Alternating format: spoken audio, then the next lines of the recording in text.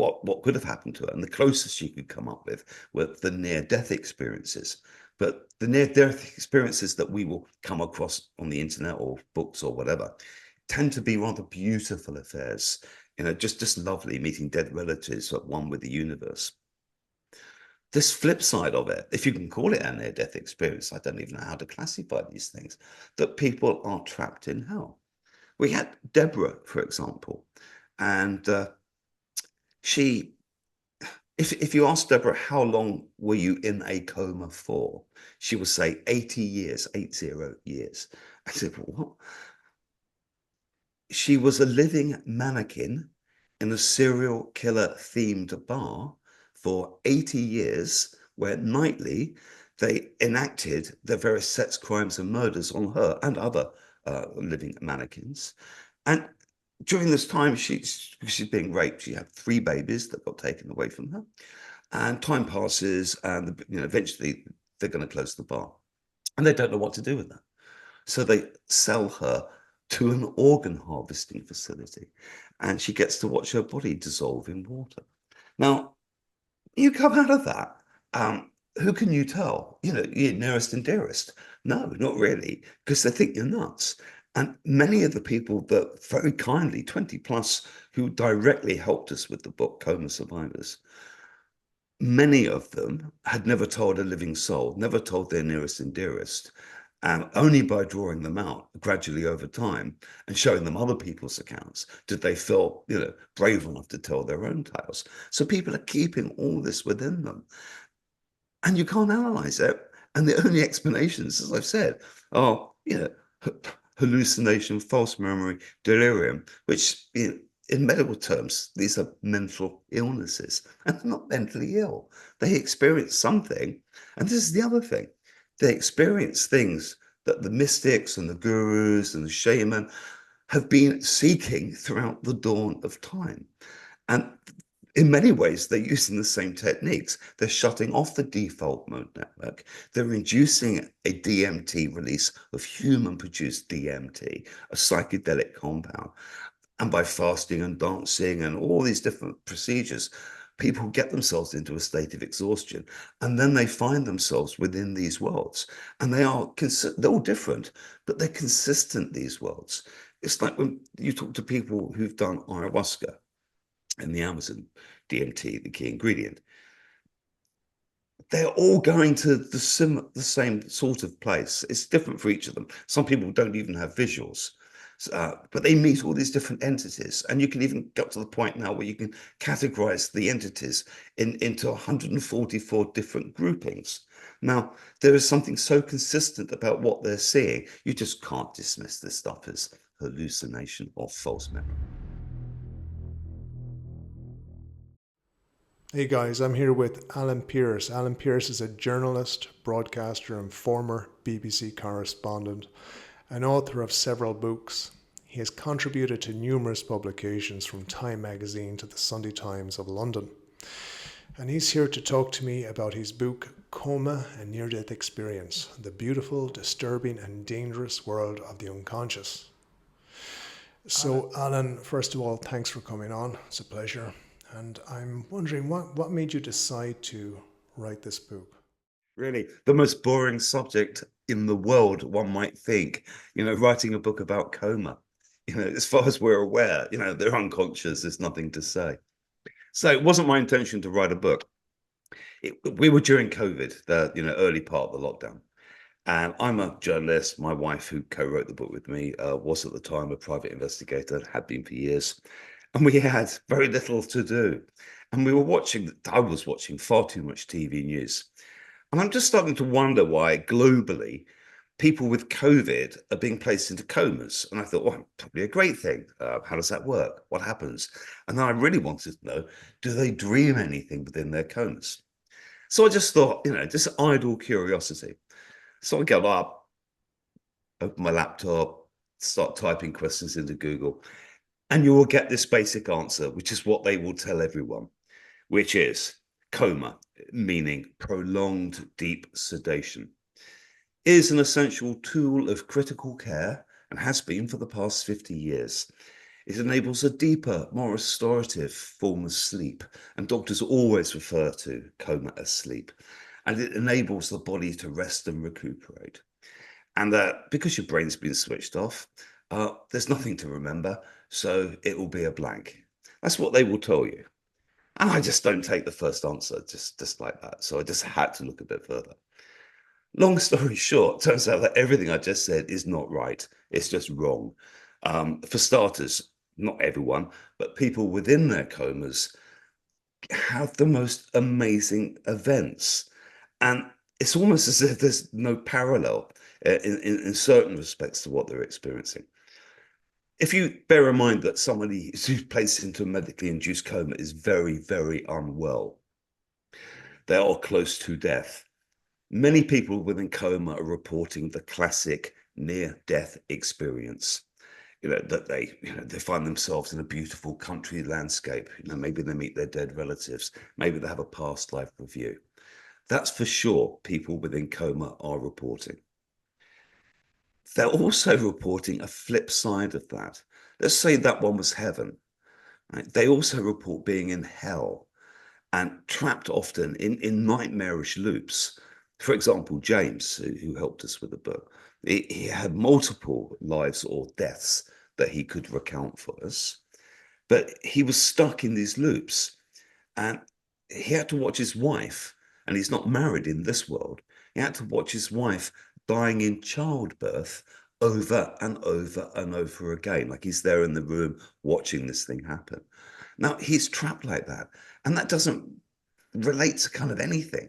Um, yeah, we look for parallels wherever we could for things that people were experiencing. The closest we could come up with is that, take for example, in the Amazon, the mystic brew ayahuasca. Its key ingredient is DMT. So we spoke to a lot of people who've been doing DMT in one form or another.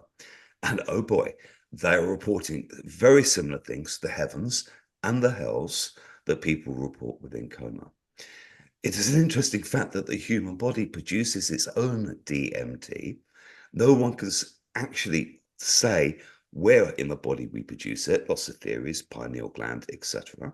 No one can really fully explain why we have it. But what it appears to do, certainly in the case of the near-death experience, we would appear to be getting a DMT release, which is perhaps to ease our passing as we go from this world.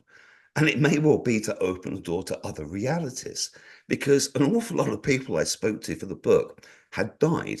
When I say died, I mean died in the clinical sense and had to be resuscitated, sometimes up to four instances. They are at death's door. They are at the threshold of this life and the next. And whilst they're not always the same, they're in the same ballpark.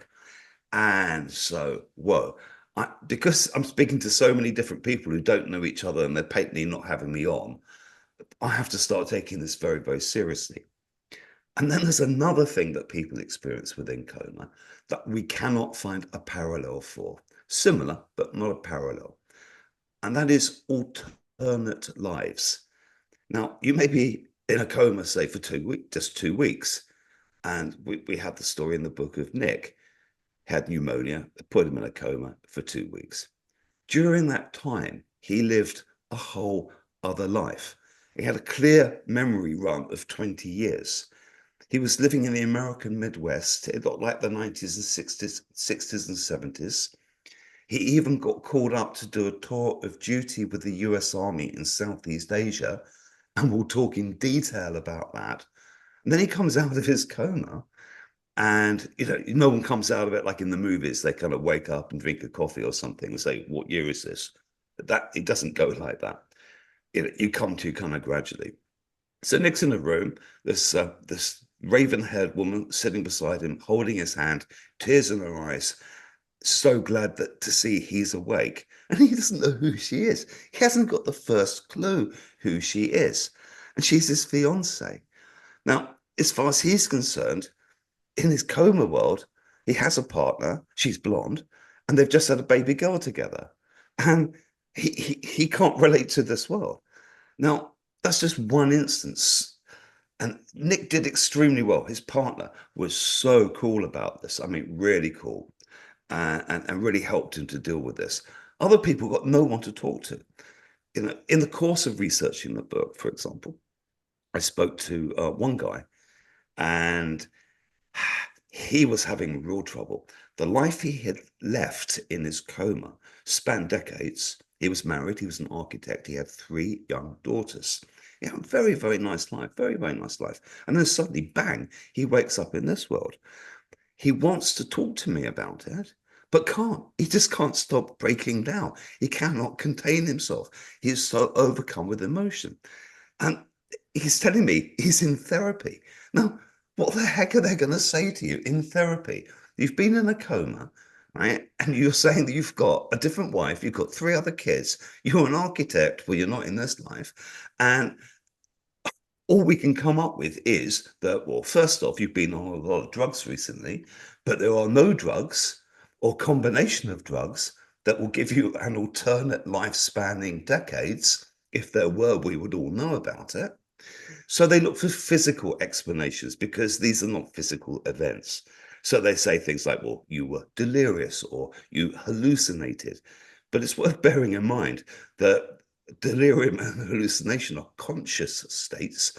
Hallucination invariably be with the eyes open. So that wouldn't account for the events within coma.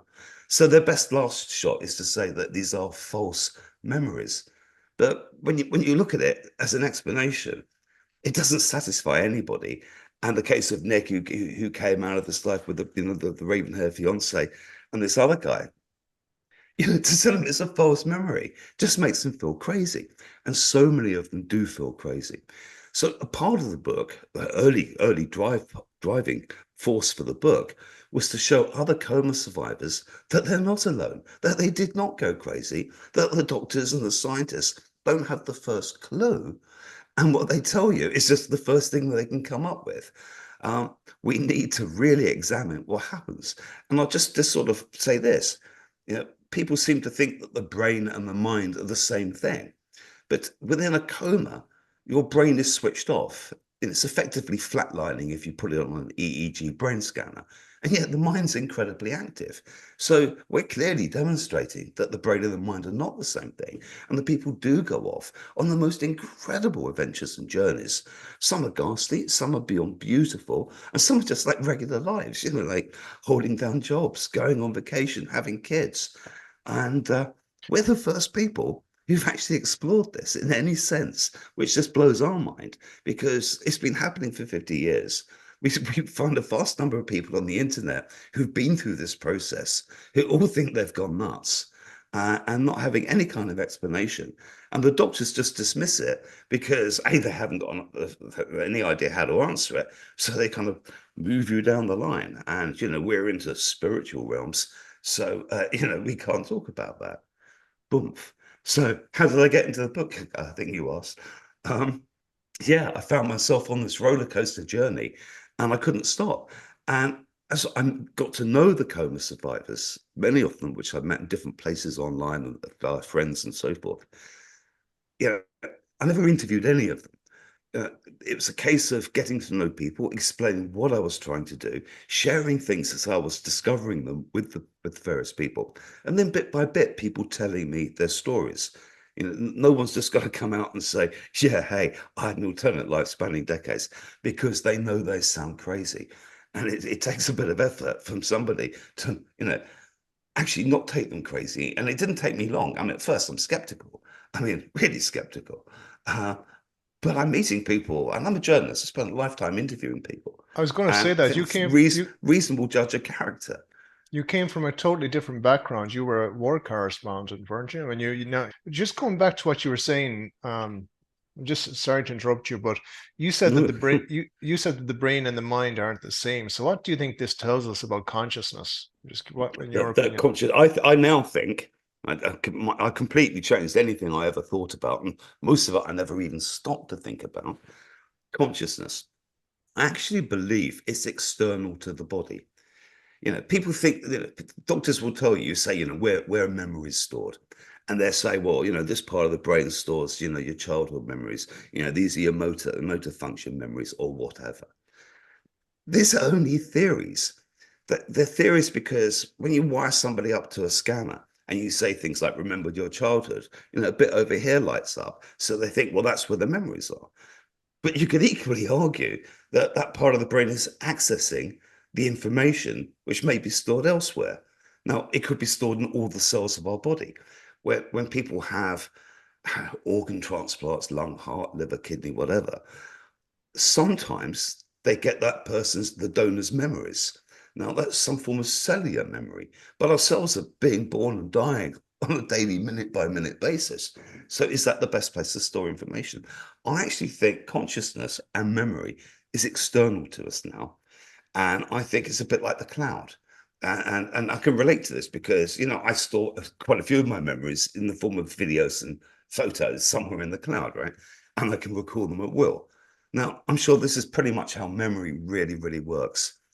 And this is what consciousness is. I think consciousness is a frequency, and we all have our individual frequency, like a radio station, and we tune into it. And possibly when people get things like Alzheimer's and dementia, the plaques and stuff that are building up within the brain may easily be hindering reception. It could easily be this. But these are areas that the scientific world won't explore because they're not physical. If you ask any scientist or doctor to explain consciousness, you'll basically get a whole bunch of nonsense. Yes, the brain produces consciousness and all the rest of it, but they don't know that. It's just a theory. So anyway, we try to debunk an awful lot of what science will tell us about who we are as people in order to demonstrate that there's so much unknown, and we have to go way beyond conventional science to understand what's happening to people when you place them into a coma. So basically, when the brain isn't working, the mind is unfiltered. You're seeing reality without the lenses on, in a Well, that's sense. exactly right. It's just funny you use the word filter. There's a part of the brain which was only discovered something like 12, 13 years ago called the default mode network. And it's believed that it regulates our conscious reality. It's the most studied part of the brain, but it's only just been discovered. It's a filter. Now, the whole unimpeded glory of everything around us, even just Wi-Fi, radio waves, whatever. We don't need all that. We only need the basics to survive on this planet. So it filters out an awful lot of stuff. If you take psychedelics, certain psychedelics, for example, you're switching off the default mode network. The filter has been turned off, and you're getting stuff unimpeded, just the universe around you. People will talk of universal love. People will talk about this all-pervading energy that's connecting us all. And this is like common theme, both within coma and within people taking psychedelics. So something is going on that doctors will not explain because it's outside of their remit, and certainly scientists are outside their remit. So they leave these things to the philosophers, and then they rubbish whatever the philosophers say. So people who've been in a coma are left none the wiser. So I can get back to the point earlier. One of the reasons for writing the book was to show comas others, hey, you're not alone. And, you didn't lose your mind. You may well, when you've had this alternate life, be experiencing a past life. And, reincarnation currently in this part of the planet, at this time in space, it's not the big belief. But throughout history, reincarnation has been the belief. The majority of world religions hold that reincarnation happens. So I can't dismiss that. So many people have experienced that. We looked into child reincarnations in the book. And excuse me, the things they will tell you are verifiable. And they can meet people and tell those people things about themselves that no one outside their former partner or child would ever know. And you cannot dismiss this. So we take the reader on a real journey here. We're trying to stand up the things that people are telling us within coma, and showing how these things happen. Doctors call this, as I say, hallucinations for one thing. If you're in an intensive care unit, you're not sleeping. You're not getting your 6 to 8 hours a day. There's no way. Sleep deprivation will do the most terrible things. We look at sleep deprivation in solo voyages, Arctic explorers, and so forth. They will hallucinate. They will see the strangest things. people with intensive care, not in coma, are seeing the strangest things. So they will use this kind of limited understanding, which is, they call it delirium or hallucination. And then they will just apply that to the people who they've rendered senseless for weeks or months at a time, whose brains are in no way capable of accessing memories if they're stored here or what have you. It's just not possible. So what we've tried to do is demonstrate how these things are happening. We're finding the triggers from various things, such as the default mode network, the fact that the human body produces DMT. These are the triggers. Being in a coma is triggering these things. So as you're switching the brain off, you're also switching off the default mode network. You're removing the filter. But the person, you might say they're what's conscious? Are they conscious? No, they appear to be unconscious. But in many senses, they're conscious. They're watching what's happening to them in that ward. They're watching the doctors and nurses saying things like, "Oh, I don't think she'll survive the night," and stuff like that. "Oh, we've tried the last antibiotic, fingers crossed." They have to listen to this and they think they can't hear it. Well, oftentimes people can hear it, which is another lesson for doctors and nurses. Don't talk in front of the patient. Don't say things like that. And the other aim of the book is to get doctors and nurses who are placing people into prolonged deep sedation to bring themselves up to speed, to read the current medical literature, because there's none anywhere that advocates prolonged deep sedation. Coma for a short period of time, okay, it's fair dues. There's no real problem with that. If you're on the operating table having a general anesthetic, you're having the same drugs that they give you in coma. So you are effectively in a coma, albeit for 2 or 3 hours or whatever. They know that just 2 to 3 hours in that condition can cause serious cognitive and physical harm. They're actually exploring this actively because bizarrely they can't figure out why. Well, it's the drugs to a very large extent. If that's happening for 2 to 3 hours, imagine what's happening to someone who's getting the same regime non-stop for 2 to 3 months. And their kidneys are not functioning. They don't go through the 24-hour cycle because you're not doing your circadian rhythms because your brain's been switched off. So this stuff stays in your system. And oftentimes when they bring people out of a coma, they don't come out of it. They just stay there for weeks or fortnight, whatever, because there's so many drugs in their system. Other times, people will come out of their coma biting and fighting, and this is what doctors and nurses call agitated. Now, they don't want the patient upset in any shape, manner, or form. Everything they're doing is through kindness. So they want to spare that patient suffering. So what they do, they just turn the meds back on and push them back into that coma. But they could be like James, who I was telling you of earlier, who has to watch his wife die in childbirth over and over again. And they're desperate to get out of that loop. But you're just switching them back into it again and pushing them down out of the goodness of your heart, thinking you're doing the best thing. And that person, whenever you try to bring them out of that coma, will come out biting and fighting, and the look of fear in their eyes. One nurse described it to me this way. She said it's like pulling a pin on a hand grenade and passing it shift to shift, because sooner or later, some poor soul will have to bring that man or woman out of their coma, boom, and they will come out kicking and screaming. That's the world we're in. So I want to wake doctors up too. Are they ever necessary, Alan? Comas are comas ever necessary? Should a patient ever be put into No. a coma? Well, like I say, if you're on the operating table, that is a coma. No one wants to call it as such, but it is a coma. So yes, for sure. If you're having a brain seizure, you can cause damage. So they like to switch the brain off, but they do it for minutes, maybe hours, not for 3 months or something like that. Certain kinds of injuries, well, they need to keep the patient as still as possible. They would deeply sedate them, but they would do what they call sedation vacation, where they keep bringing them up and then checking on them and putting them down again, making sure they're as still as possible. More often than not, they'll place a patient into a coma because they've connected them to a mechanical ventilator, COVID being the prime example. Ask almost any doctor or nurse, and they will tell you that no patient can tolerate being conscious while having a great tube thrust down their neck that's breathing for them. They will fight the tube. They will panic. They will gag. They will choke. They will fight the vent, as they call it. This is not true. It's just a lack of understanding about how to do it properly. All the modern textbooks tell you how to do it. I've been through this with a number of doctors. We followed case studies of people who've had, by rights, if you're in another hospital, they would put you into a coma. And doctors saying, look, we know this is the best thing if we can keep you awake and mobile, because your body won't deteriorate, your brain won't deteriorate, you'll be you'll be invested in your own recovery as opposed to a sack of potatoes lying in a bed. And when that person comes out, you put the tube down, you've rendered them unconscious. When that person comes out of that sedation, I mean, it's a shock. I mean, you've got this thing, but you try and have a loved one beside them, holding their hand, arm around the shoulders, calming them down. Here's the thing, we've been talking, 10 minutes or something like this. We haven't once considered our breathing.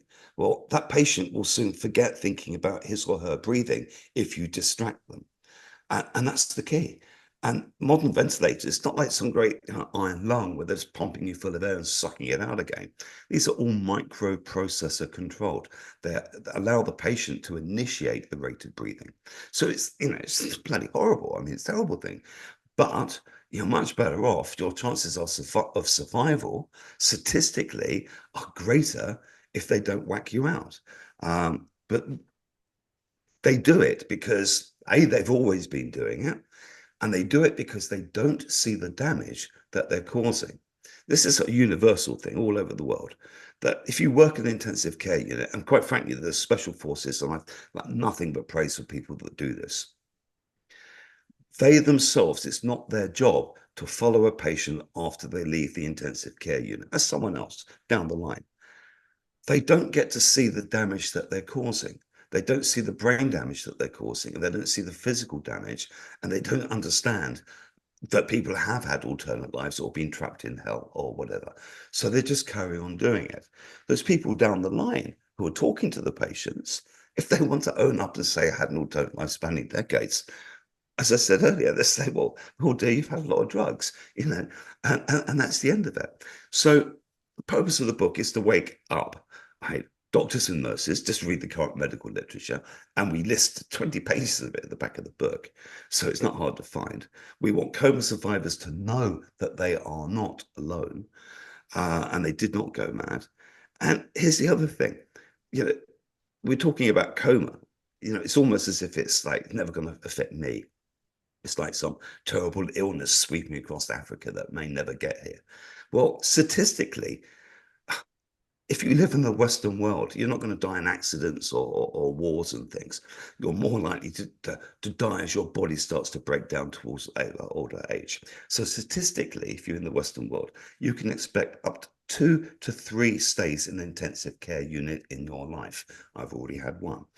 If you are in that scenario today, where coma care, let's call it, has become just like the go-to procedure. You've got a pneumonia, say, and it looks like you're getting sepsis. They just shove you in a coma. It sounds flippant, but it's kind of like this. It's a bit like we don't really know how to treat this person, so we're going to shove them in the freezer and leave them there for a while and then bring them out and see how they are. It sounds horribly flippant, but that's the reality. If you can keep that patient alert and mobile, and regardless of the illness, just keep them alert. Talk to people, friends and family, all the rest of it. Engage them in life around them. They will maintain their cognitive skills. They won't have the lack of sleep within coma and intensive care just generally will result in acute brain failure. And it's not an easy thing. It's like a cold or something. That is lasting damage. It gives stories in the book of people who are, one case, a woman who's a mathematical whiz, gets placed into a coma, comes out of it, she can't even add up her checking account. And the doctors in the intensive care unit aren't seeing that. And what we've luckily done was find a whole bunch of doctors and nurses who had discovered by sheer chance that they have caused damage. And we tell their stories. And a few of them are putting their hands up and saying, yeah, I've killed patients. I've killed patients by following standard medical procedure, and I've done it with the best will in the world. And if they don't admit that, knowing what they might know, they're not necessarily telling the truth, because statistically, you are far more likely to die from whatever illness it be it COVID, be it pneumonia, be it sepsis, be it whatever, if they place you in a coma. It's not just me saying this. This is medical statistics. And since the COVID, when so many people were placed into coma, you can see the scale of the problem easier than you could see it before because it was just scattered around. Now you've got global statistics all being correlated and so on and so forth. You can see that coma, those who weren't in the coma survived a heck of a lot better. And certainly, if you come out of a coma, I could just go on all day. If you come out of a coma, I mentioned the woman with the cognitive harm. That's one element. You go see your grandkids and you don't know their names. Your wife told you their names in the car there on the way there, but you can't remember that either. And you're trapped in this world. And physically, joints calcify, nerves disconnect, muscles waste to such a shocking extent that they can't see because you're so pumped full of fluid. And when you try and stand up, you can't because you've got nothing supporting you. Whereas if they kept you awake and mobile within the unit, bearing in mind you're sick and everything, your muscles will not waste because they have you walking 100 paces in the afternoon. And then when you go back to bed, you're actually really genuinely tired and more likely to have a proper sleep rather than some drug-induced, being moaned out of your head like some kind of liquid cosh. You have a good few stories in the book, and there's a few that I'd like you to go over. Isabel for one. It's two elements well, Isabel is a nurse in South Africa. And she's not a nurse, sorry, she's an administrator in an intensive care unit in Cape Town. And she got placed into a medically induced coma by her colleagues when she had COVID. And I mean, she was just in the most appalling, never-ending list of nightmare worlds, just finding herself in organ harvesting facilities, all sorts of just horror. And when she came out of the coma and she tried to go back to see her colleagues in the intensive care unit, they weren't taking her seriously. They didn't even know how to take her seriously. And she's talking of alternate lives, of being murdered over and over and over again in different scenarios, invariably being raped within so many of these scenarios, some in South Africa, others in Arizona, others in all sorts of different places around the world, and different times as well. She could locate various times in the past, like the Victorian era, by people's clothing and costumes. And oftentimes within her coma, in all these scenarios, she was paralyzed and unable to move. And she goes back and she tells her doctors and, doctors and anaesthetists and nurse friends. And when I say friends, it's a very small environment for them. They're all in and out of each other's houses. They all know each other extremely well. And she's trying to explain what happened. And no one will take her seriously, just won't. She gets pushed further down the line and she's talking to some counselor. And she said, I had all these weird alternate lives. And she said, oh, yeah, everyone gets that. She said, well, how come my colleagues in ICU don't know about that? She said, oh, I thought everyone did. Yeah? It just doesn't get spread. The knowledge doesn't get passed around. And that was Isabel's story. And, hers was pretty ghastly. But, she comes from the medical world and she wanted to know so much more. And she did a whole bunch of research into what could have happened to her. And the closest she could come up with were the near-death experiences. But the near-death experiences that we will come across on the internet or books or whatever tend to be rather beautiful affairs. Just lovely, meeting dead relatives at one with the universe. This flip side of it, if you can call it a near-death experience, I don't even know how to classify these things, that people are trapped in hell. We had Deborah, for example, and if you ask Deborah, how long were you in a coma for? She will say 80 years, 80 years. I said, what? She was a living mannequin in a serial killer themed bar for 80 years, where nightly they enacted their various sex crimes and murders on her and other living mannequins. And during this time, she's being raped. She had 3 babies that got taken away from her. And time passes, and eventually they're going to close the bar, and they don't know what to do with that. So they sell her to an organ harvesting facility, and she gets to watch her body dissolve in water. Now, you come out of that. Who can you tell? Your nearest and dearest. No, not really, because they think you're nuts. And many of the people that very kindly, 20 plus, who directly helped us with the book, Coma Survivors, many of them had never told a living soul, never told their nearest and dearest. And only by drawing them out gradually over time and showing them other people's accounts did they feel, brave enough to tell their own tales. So people are keeping all this within them, and you can't analyze it. And the only explanations, as I've said, are hallucination, false memory, delirium, which in medical terms, these are mental illnesses, and they're not mentally ill. They experience something, and this is the other thing. They experience things that the mystics and the gurus and the shaman have been seeking throughout the dawn of time. And in many ways, they're using the same techniques. They're shutting off the default mode network. They're inducing a DMT release of human-produced DMT, a psychedelic compound. And by fasting and dancing and all these different procedures, people get themselves into a state of exhaustion. And then they find themselves within these worlds. And they're all different, but they're consistent, these worlds. It's like when you talk to people who've done ayahuasca in the Amazon, DMT, the key ingredient.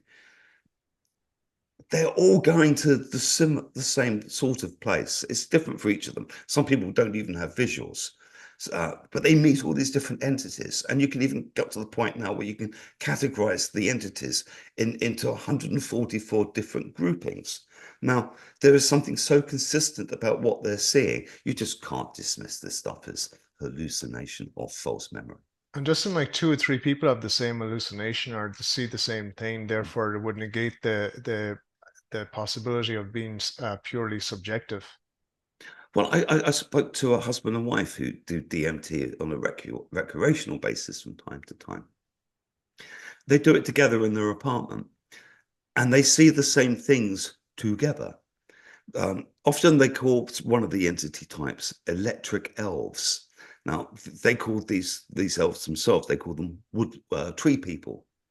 And they're in their living room, and one of the tree people starts goofing around with the record player, and they both get up at the same time to stop the thing goofing with the record player. They can both see it in real time. Now, how does the doctor explain that? What, hallucination?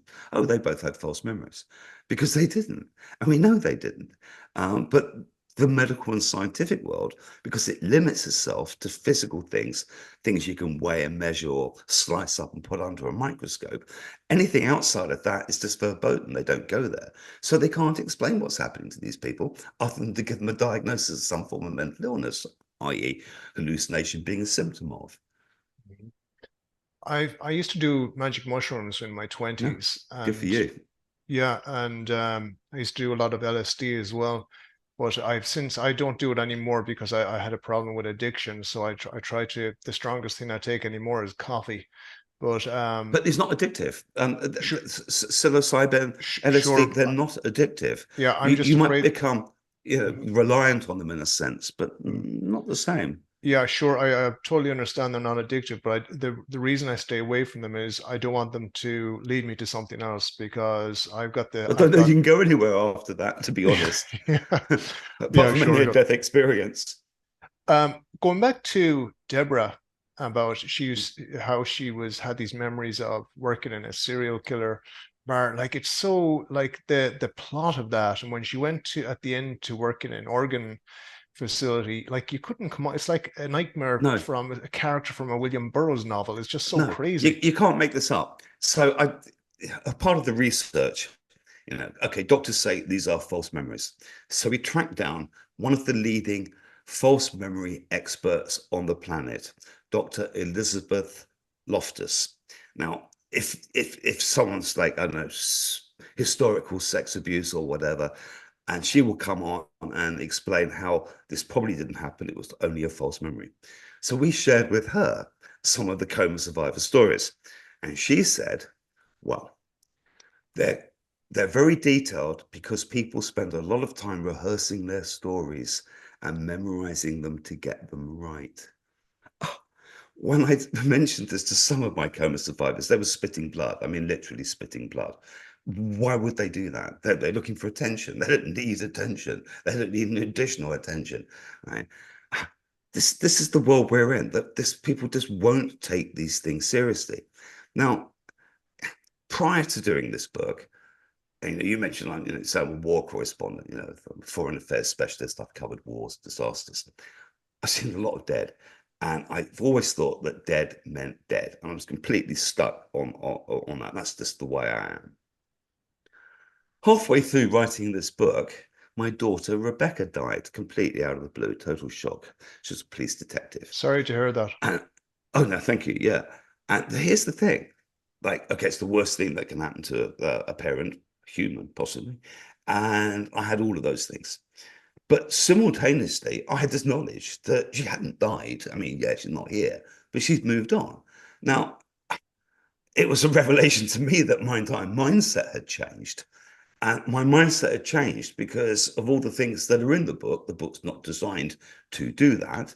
The book is ostensibly uh, about what happens to a person when placed into a medically induced coma. But it has this curious side effect of demonstrating that life continues after death. And that's assuming you accept eyewitness accounts, which I tend to as a journalist, particularly once I get to know and trust people. So, yeah, I mean, whoa. I am now in a completely different universe to the one I was in before. And the way I visualize things and part of the research we did, psilocybin and so on and so forth.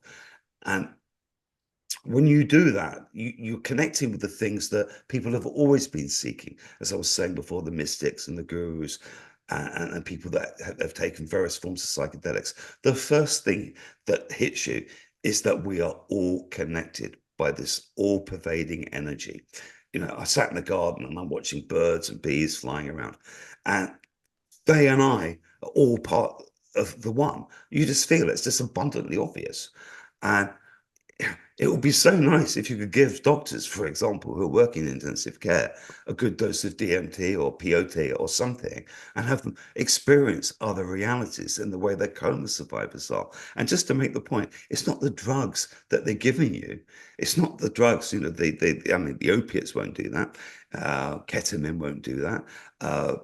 Propofol won't do that. It is simply the act of switching off the key element of the brain, the default mode network, and then whatever produces DMT in our systems when we're at extremis, that is what's kicking in, and that's allowing people to experience the things, as I say, that mystics and gurus have experienced since the dawn of time, and doctors need to wake, and science needs to wake up to this. Alan, what is death, in your opinion? What is death? In It's your a opinion. stage. It's just a stage. Reincarnation. Um, you know, um, Almost all major world religions believe in reincarnation. Christianity used to until they all got confused about Christ's physical resurrection, and that didn't tally, so they had to Christ drop the believed in it. idea. Christ believed in it Well, yeah, himself. I mean, but what did Christ actually teach, and what are we left with today? I think these are two different things, and we could get into the realms of the Gnostics, and I think he was in that realm, and you know, believing that we are all connected to the universe, which is where I've come to now after my journey. So, what is death? I'll go on and do something else. I'm no hurry to come back and do another one. Be nice to have some floating around and in universal love for a while. I'll be up for that. But my daughter's not dead. Here's the other thing, you know, science. The first law of thermodynamics has it that energy can neither be created nor destroyed. It's just all around us, could be utilized. Well, my daughter, like a lot of people, was one big ball of energy. So where'd that go? It had to go somewhere, right? Even science says it goes somewhere. So I think she's moved on. Soon after she died, I had a kind of near-death experience where I found myself in a kind of tractor beam of light, and I knew exactly where it was. And this is for me. I mean, this is the guy that would laugh at this sort of thing. And I knew exactly where I was, that I'd been there multiple times. And I knew instinctively that there were times when I'd been exceptionally happy to be here. And now I'm not exceptionally happy to be here because actually I've got this book to finish and I'd rather just do that if you don't mind and then come and get me later. And then suddenly I woke up and I'm looking out the bedroom window. So, and then here's the other thing. So you start exploring this world of, say, near-death experiences. And I spoke to one expert and she said to me, ask your friends, ask around your friends discreetly if they've ever had such a thing. So picked two of my best mates, both happen to be journalists, both happen to cover wars. And I put the question to them. And quick as a flash, they admitted that they had had, not necessarily knowing it's a near-death experience, but had experienced these things. One got so really, really, really ill. I mean, really ill, and he was seeing angels. And the other was caught in a combat situation in Burma, and the trenches were being overrun, and imminent death. And he just went all kind of dreamlike, and somehow just got himself out of the trench system and down a hill, and survived the whole thing. Now that's just two mates, just asked straight off, and admittedly, they put themselves to extreme situations. And if you ask anyone who's been in the military in combat, you'll find that near-death experiences are all too common. Um, it's only just recently that the military have started taking post-traumatic stress disorder seriously. Was shell shock, malingering, cowardice in the past. Now they're taking it seriously as a thing.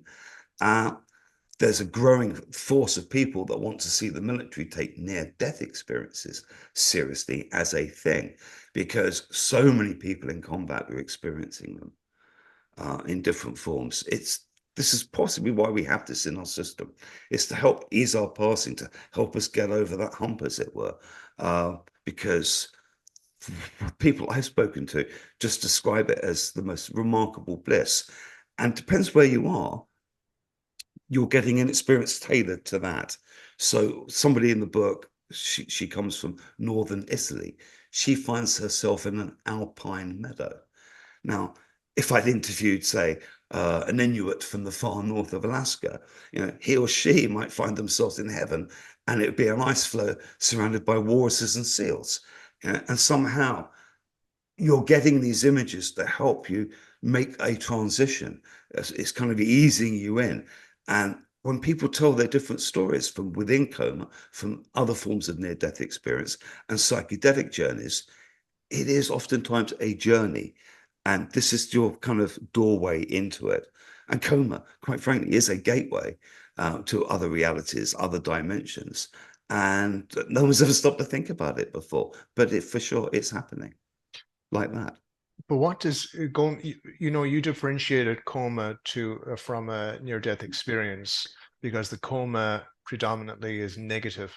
So if the coma experience is more or less negative, what does that tell you about consciousness? What does that tell you about, like, is this a state we have to go through to get to the bliss, or is it something that's Okay, I mean, just think necessary? about life generally. Like if you had a life where everything was just easy and wonderful, and you had a lovely partner, a nice job, and you had a nice house, and then you lived to a ripe old age and died. Boring, huh? Um, life, real life is full of drama, ups and downs, like losing my daughter, whatever, being in love with my wife, ups and downs, successes, failures, all the rest of it. That's what makes the life interesting. I think we're all here to learn lessons. And the more dramatic that life is, the more lessons you're getting out of it. And perhaps less likely to have to keep coming back for more. Perhaps my daughter was here to learn a specific lesson this time round and learned it early on, so bailed out. You know, if I'm here to learn a lesson, it's patience. I could really do with learning about patience. Uh, I think that's what's happening to us, that we are in a cycle of doing things. I've lost track of what your original question was because I've No, just gone no, off on one. no, it's just well, you answered it there more or less. Can I ask you, memories from coma compared to like memories from real life? How Oh, they're, different they're are they? just like that, just like that. People will describe it. One guy said to me, it's every bit as real as the day my son was born. That level of clarity. Hmm. People get injured. within their comas. They get frostbite, and they have to go to hospital and be treated within their coma world. Frostbite. James, who I mentioned earlier with the wife in childbirth, in his coma, in one of his lives, he was queuing in a bank, and there was a bank robbery, and he got shot in the chest, and he spent 3 months in hospital in his coma with a chest wound, with friends and family coming in and out meeting him. Um, Real, just totally real. And I mentioned Nick, who did a tour of duty in Southeast Asia with the US Army. The thing he wants to talk about mostly the fact that it never stopped raining, that his fingers and toes never ceased to be wrinkly, even months after he got back to the US, and they were still wrinkled. That level of detail, yeah, that's not false memory. It's not even like a dream. I mean, you talk to people about dreams.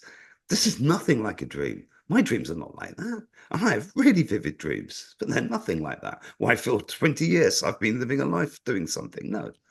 So patently they're going somewhere.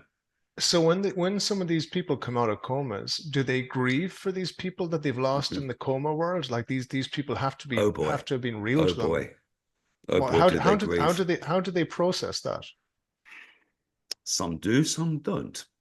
Okay, I'll give you one. Um,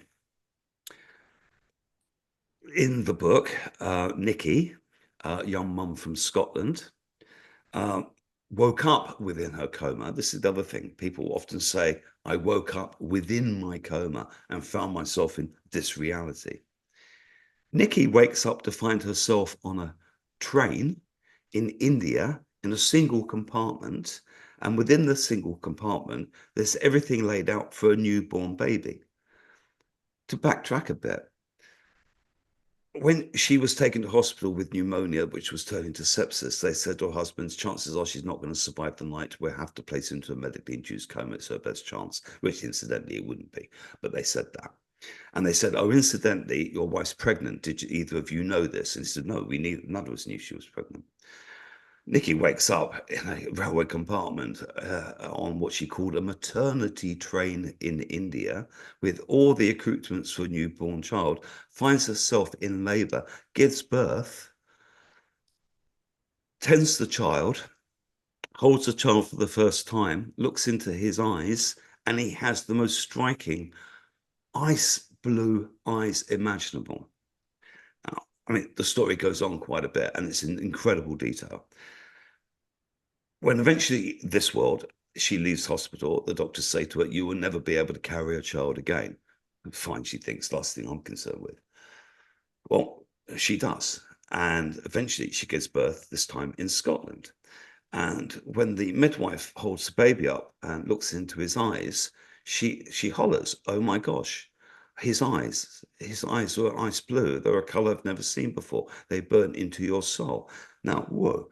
Now, Nick has given birth now to a child that resembles the one in her coma, slightly different. The one in the coma was chunkier, had darker hair, etc. All her other children before and subsequent have got brown eyes, so brown they're black. And yet this one boy has got the iciest blue eyes imaginable. She had to come to terms with losing a child in that interim period, and no one would take her seriously. Her husband was brilliant, by the way, and did, but no one else would. And she's in therapy, and they're saying, "Well, oh dear, it's just a dream," and she cared for this child. She gave birth to this child. She could smell him, feel him, everything about it was so real. And how the heck do you cope with that?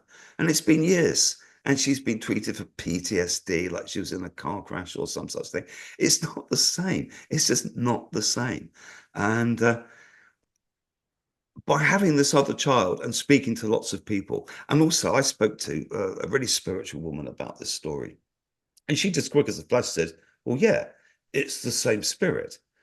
It didn't get a right first time round. It got caught a right second time round. And it's the blue eyes that show you that it's the same child. Yeah. It's like giving you a message. Um, how would Nikki deal with that in a clinical sense? She's got medical insurance. How do you get that covered? You just don't. So how do people cope with this, you ask? Some do, some don't. Nikki's all right now. She's okay about it because her husband's really good about it. She's got this other boy, and there is definitely a connection. Whilst physically it's not identical, so Mhm. she's dealt with that. Others, I mentioned the guy before who left the three daughters behind. He wants to know what happened to them. You know, Mhm. everything. How do they grow up, get married? Do they have kids? He missed all of that, and that's a daily thing. You know, that's a daily thing. So You mentioned there that you were speaking to a spiritual woman. What spiritual book do you think from the past gets this right? Is it the Bible? Is it the Egyptian Book of the Dead? Is it one of the mm, other, like, no which one book? really gets it right, I think, entirely. I mean, if you look at things like Christianity, what does Christianity do? It steals from pre-existing religions, ISIS, Mother Mary, all of this different stuff, and the same holidays, and just give them a different name and so forth. But they all have heaven and hell and purgatory, and people in coma, and people who've been taking themselves off as mystics to the deepest recesses of caves since the dawn of time visit hell, they visit heaven, they visit purgatories. These things are real.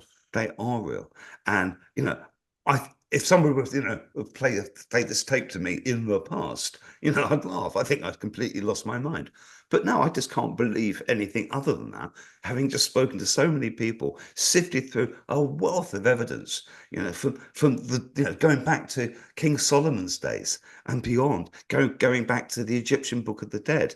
If you go through the Egyptian Book of the Dead, it's a guide to the stages you will pass through to the afterlife.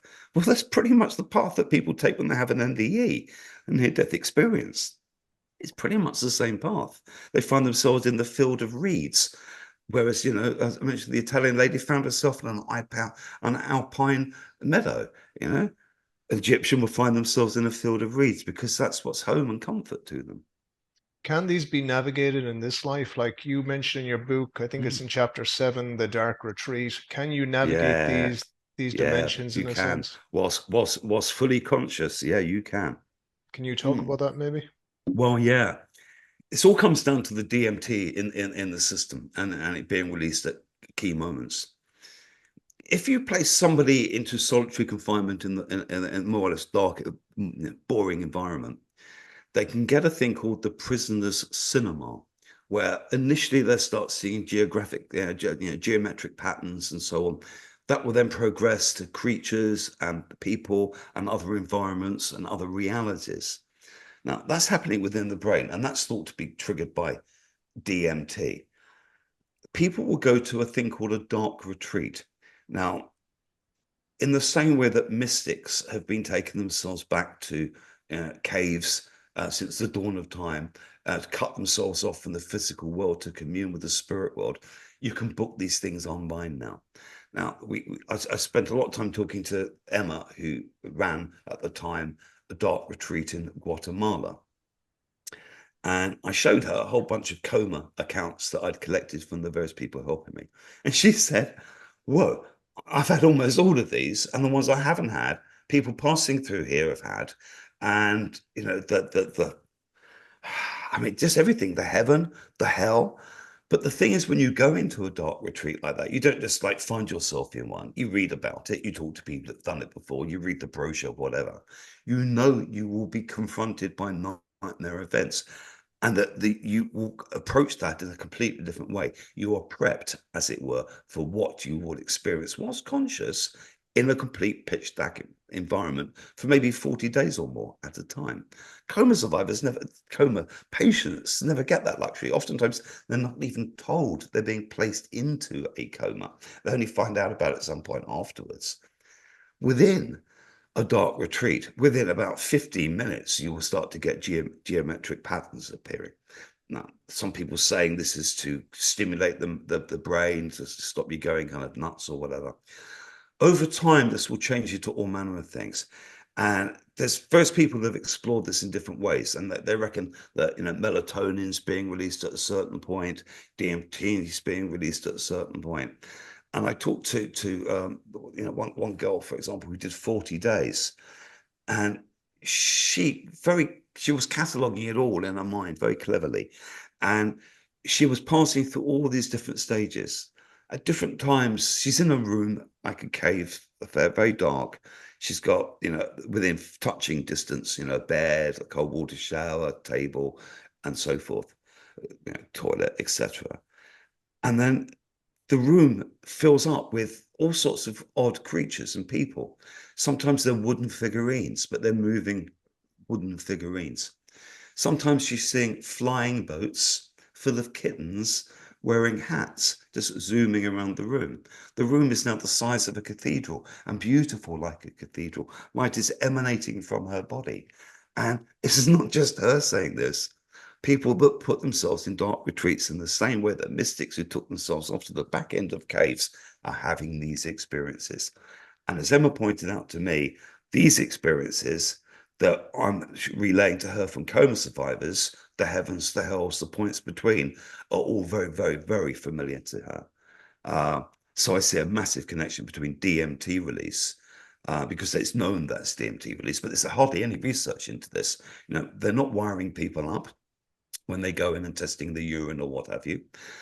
If you look at somebody suffering from schizophrenia and you were to check their urine for DMT, more often than not, you might find high concentrations of DMT in their system. It's there and it's released. And somebody suffering from schizophrenia, they're having their heavens, they're having their hells, and they're having points between. It's little different. And these are naturally occurring things. And you might ask yourself, why would, well, I mean, how are we here in the first place? But how would God, how would the universe, why would the universe, God, give me something that helps ease my passing, something so amazingly beautiful, just by turning the lights off and leaving me alone for a period of time? I will see the most remarkable things. And people within coma are seeing the most remarkable things, and they're not prepped for it, and they have no control over it. And when I talk to somebody in a dark retreat, and they're seeing some kind of horror creature, like from some kind of torture movie, crawling towards them and reaching out and grabbing their arm, she's okay with it because she knows, you can't really call it a figment of my imagination, but it's something that will occur that I must be ready for. And when it does, I won't jump out of my skin. Whereas that happens to a coma survivor, a coma patient, whoa, it's just mind shattering, mind shattering. Krishnamurti used to talk a lot about the ground of being, the ground of consciousness. How deep do you think we go in coma? Like, how do you reach that ground, or is it just another level Yeah, above that? In your it's opinion, very what? rare. Yeah, okay, it's very rare that they will connect, say, somebody within a coma unless they've got a brain injury, particular. Very rare to connect them to a brain scan monitor. Let's take COVID as an example. They put people on an event, they knock them out, but they won't put them on a brain scanner. Dr. Wes Ely of Vanderbilt University, who wrote the foreword of the book and did all the fact checking of the book, um, he realized early on that he was harming his patients. And as part of that, he's decided to connect coma patients up to an EEG brain scanner. Now, if you're dreaming, for example, the EEG would just be like, all busy and colorful, like Christmas tree. He's connecting these people up to the brain scanner, and he's seeing what they call a burst suppression, which we generally call a flat line. Nothing, zilch, zero is happening inside the head. Nothing, not dreaming, nothing. And and that if you were to talk to that person afterwards, not everyone will recall events, not everyone by any means, but a person coming out of that state, more often than not, certainly from my experience, will tell you that they experienced something, be it beautiful, be it horrendous, be it just mysterious or weird. But they are experiencing these things. Mhm. The last question I'm going to ask you, Alan, just about brain injuries. People like who have brain injuries, sometimes they Mm. can come back and they can do things that they couldn't do before. Oh, How yeah. is how is this related to coma? How is this related to consciousness? So what do you think is going on there? Like Yeah. somebody who's in an accident, they can come back and all of a sudden they can play the harp or something, you know? Well, this certainly does happen. There's one doctor I would who's in the book. I would like to have interviewed him, but it died 1 year before I started, and he'd collected something like 500 or more instances of people who'd had terrible brain accidents and developed incredible talents, such as the ability to play music, for one. We give a great story of that in the book. People who've developed mathematical skills, people who've got great artistic skills. In some nursing homes where people have got a particular type of degenerative brain issues, they're developing artistic or musical talents as their one level of them of their brain is going down, a level of creativity is going up. And within the book, I don't know, it's just quite the same thing. I mentioned Nick, who oftentimes, you go online and you look for coma stuff, and you'll say something like, "Oh, yeah, my cousin was in a coma for 2 years and he came out speaking Mandarin." Well, we don't speak Mandarin. We looked to follow all of these up, and we couldn't get any of those to stand up as fact. Nick, however, who's in our book, in this world runs a pizza parlor, his own pizza parlor, and he's mechanically inept and couldn't even really change a light bulb. The Nick in his coma, his dad, was a big-time motorcycle mechanic who taught him an awful lot. And he was brilliant with his hands, and he could repair anything. And we're talking mechanical or woodwork or growing crops and all sorts of things. Comes out of his coma and he's with his fiance, and a heating and ventilating system breaks down. Quick a flash, gets up to it, takes the cover off, looks inside. He'd never have done that. He'd never even thought to even take the cover off. He takes the cover off, looks at it, see a fuse is burnt out, goes to home base, buys a fuse, puts it back in, it works. And you think, that's pretty weird. In the past, I'd have given a shitload of money to someone to come and fix it and not thought twice about it. Since then, he's repaired his neighbour's push mower. He's repaired his car a few times. His pizza parlor, he had a walk-in 6x6 freezer, and the engineer said, "Okay, it's gone, it's past its life, get a new one." He went in, figured something about Freon, which is a fluid. Like, what the heck's Freon? He didn't know what Freon was. Releases some of the Freon from the system, tightens the thing back up again. Hey, presto, it's working as it should do. It's blowing his mind. He says, "I don't automatically have these skills, but I'm now open to exploring." As in, I took the cupboard off the heating event, took the door off the heating ventilator system, and it made sense. Now, people are bringing back all sorts of things. And in Nick's case, he lived in the 50s and 60s and 70s, I should say. And as I say, did the tour in Southeast Asia. It was in the past. Almost all of them, all the stories that people have told me about their alternate lives within coma have been set in the past, or the sort of immediate time that we're in now, not in the future per se. So I'm inclined to think that these are past lives.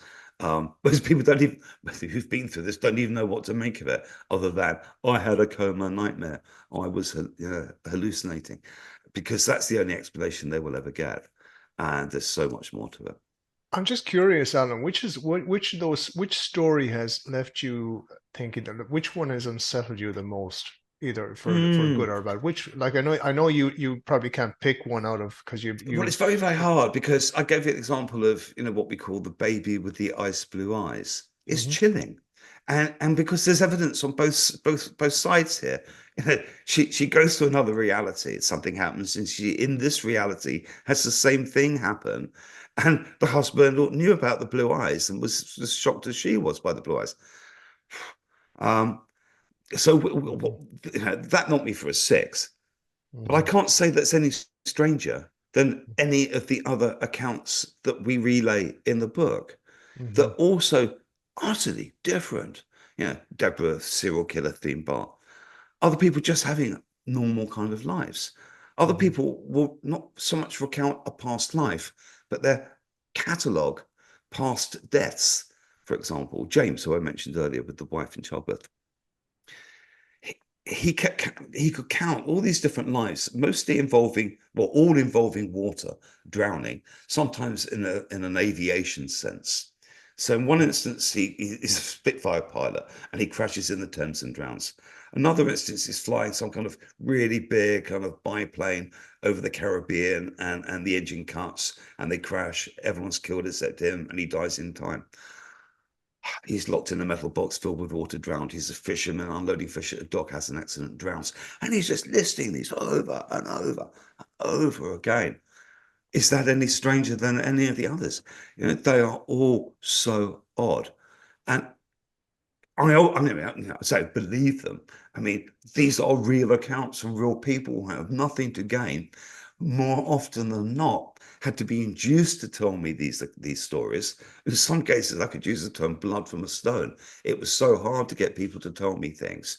No one's volunteering this stuff. No one's making it up as a false memory, as Dr. Elizabeth Lostis might tell us. They spend a lot of time rehearsing their stories. No, they don't. They really don't. So any stand out more than the others? No. They're all so strange. And Mm-hmm. there are, I mean, I said before, yeah, I think we're the only people, we know we're the only people to ever explore this before. If you read this book or listen to the audio book, you'll be hearing accounts that just blow your mind. And they're coming Mm-hmm. from really, really sensible people.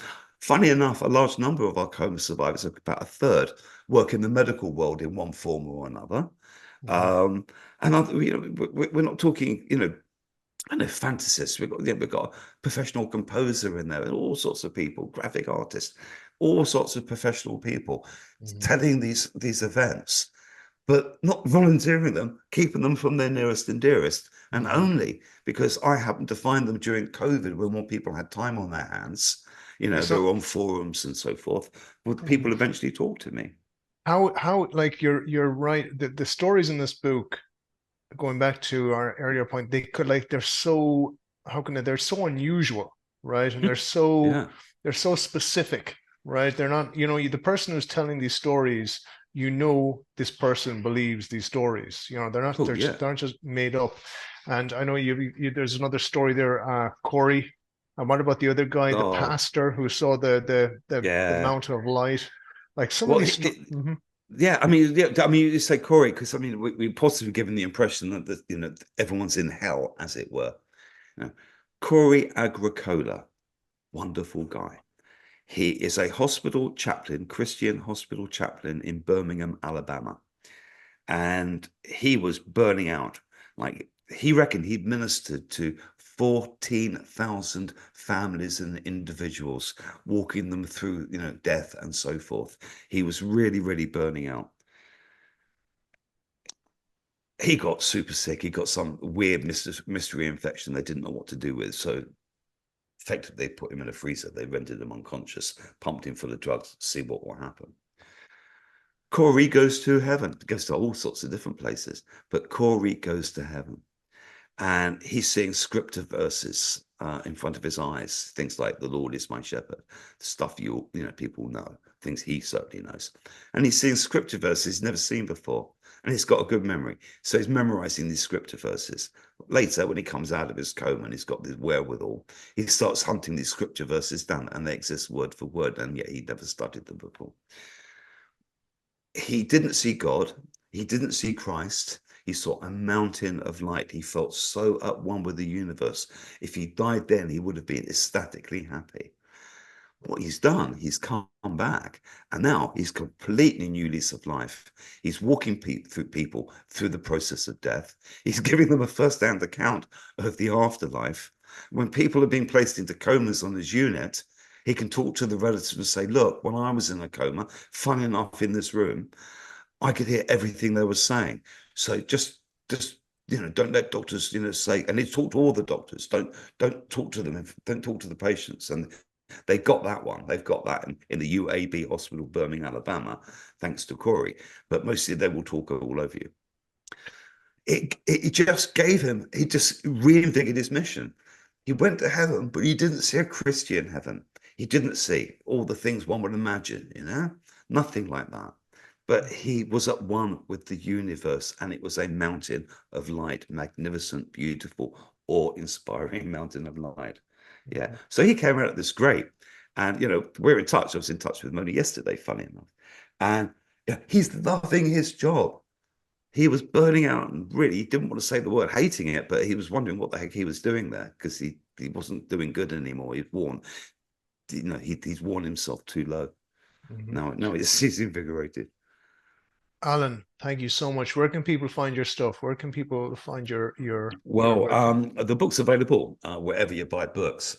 It's in paperback, it's in the ebook, and there's a wonderful audiobook which I highly recommend. Highly recommend.